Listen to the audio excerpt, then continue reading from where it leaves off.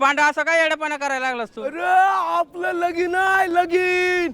मस्त नाचायचं, मोकार दारू पियाची, लाडू खायचं, मामाची केली मामाची. अरे असं बरं दिसत नाही, येडेपणा करू नको असं येड्यावानी.